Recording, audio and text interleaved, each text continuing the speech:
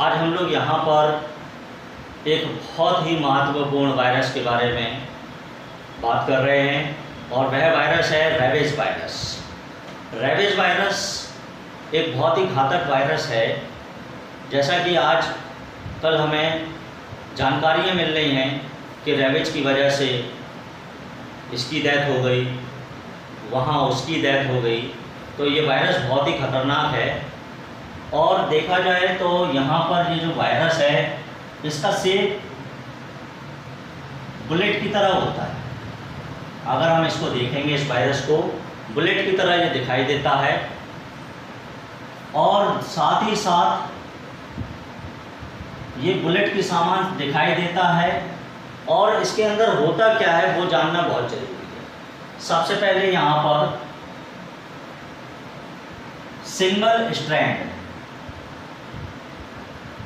Single stranded RNA, ribonucleic acid, single strand RNA होता है इसके अंदर।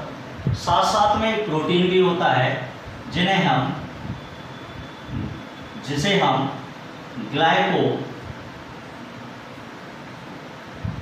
प्रोटीन कहते हैं।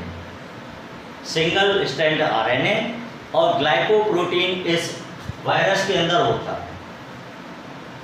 जैसे ही यह वायरस होस्ट सेल में एंटर करता है तो सबसे पहले हमारे ब्लड में एक मीडियम है जिसका नाम है एंडोसाइटोसिस। क्या नाम है स्टूडेंट्स? एंडोसाइटोसिस। यह मीडियम ब्लड में है और इस मीडियम से ये प्रोटीन आकर अटैच हो जाता है जिसका नाम है ग्लाइकोप्रोटीन। यह ग्लाइकोप्रोटीन एंडोसाइटोसिस रिसेप्टर से जाकर अटैच हो जाता है। जीबी कहा जाता है इस प्रोटीन को। यह अटैच होने के बाद न्यूरॉन्स के रिसेप्टर पे पहुंचता है। न्यूरॉन्स रिसेप्टर के पास पहुंचकर और यह हमारे नर्वस सिस्टम या सीएनएस, जिसे हम सेंट्रल नर्वस सिस्टम्स कहते हैं, सेंट्रल नर्वस सिस्टम में पहुंच जाता है। सेंट्रल नर्वस सिस्टम्स में पहुंचने के बाद यह एंसाइलोफ्लिटिस कर देगा। एंसाइलोफ्लिटिस का मतलब होता है इन्फ्लामेशन इन ब्रेन में इन्फ्लेमेशन होने के बाद यह वायरस पूरी तरह से ब्रेन पर कंट्रोल कर लेता है। अब जो इन्फेक्टेड पर्सन है उसका ब्रेन से कंट्रोल ख़त्म हो जाएगा और कुछ सिम्टम्स यहाँ पर आएंगे, जैसे कि पहला सिम्टम्स हाइड्रोफोबिया हो जाता है। हाइड्रोफोबिया में पेशेंट के पास जैसे ही हम वाटर लेकर जाएंगे और वो वाटर से इरिटेटेड होने लगेगा देखकर। जिस तरह से हमने देखा डॉग को, अगर हम डॉग के पास वाटर फेंकें तो वो इरिटेटेड हो जाता है एकदम से। उसी तरह का सिम्टम्स दिखाई देगा और भी जो ब्रेन से कंट्रोलिंग है वो भी यहाँ पर धीरे धीरे ख़त्म होने लगेगी। दूसरी चीज़, अब ये ट्रांसमिशन कैसे करता है?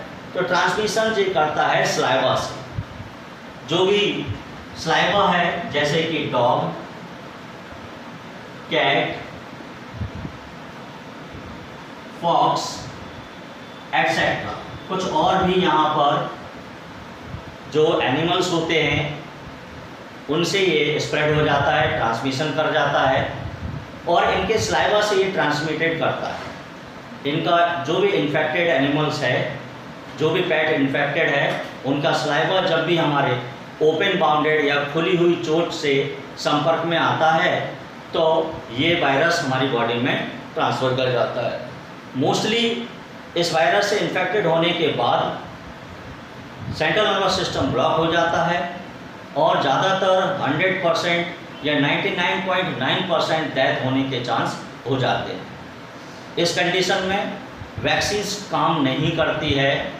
अगर कर भी जाती है तो इसमें ये समझ लीजिए कि आपको भगवान बचाना चाहते थे या गॉड आपको बचाना चाहते थे, इसलिए वो वैक्सीन काम कर जाती है। वैसे वैक्सीन का काम करना 99% ख़त्म हो जाता है।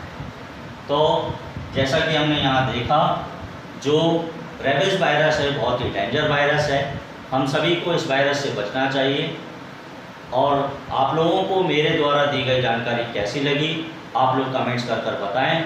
चैनल को सब्सक्राइब कर लें। प्रतियोगी परीक्षाओं में भी रेबीज से जुड़े हुए प्रश्न आते हैं और आप लोग कमेंट्स कर ज़रूर बताएं एक बार। धन्यवाद।